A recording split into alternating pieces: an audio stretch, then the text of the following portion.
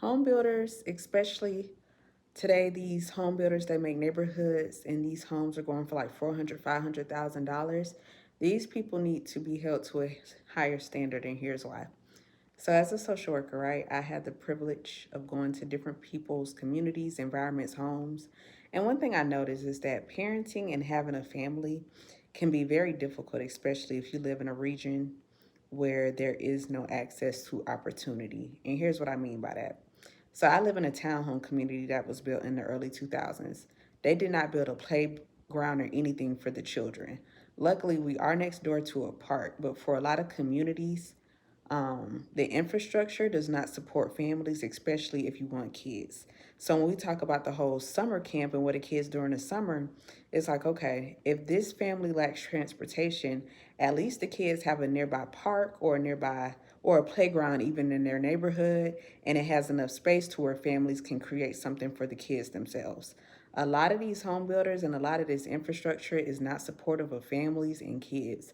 There is no reason why you developers should be building $500,000 homes, but you're not putting a dog park or a playground for these people, knowing these people have children. Like, we have, and this is, I'm gonna have to blame some of it on the American people because all this luxury stuff that we see nowadays is crap. Like, when you talk to somebody who's older, a lot of people will tell you, like, back in the 80s, 90s, to early 2000s, a lot of the home building, it was better. The structure of these homes was better. A lot of this stuff going up for 300, 400, $500,000 today is crap. And then on top of that, they're not even putting playgrounds or just things to make the community better in these neighborhoods. And people are allowing this.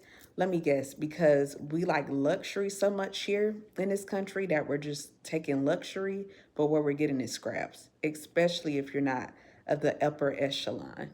People need to start having these conversations because I'm seeing a lot of these townhome communities, these for rent communities, which is a huge problem going up in at metropolitan Atlanta, and they're not offering anything.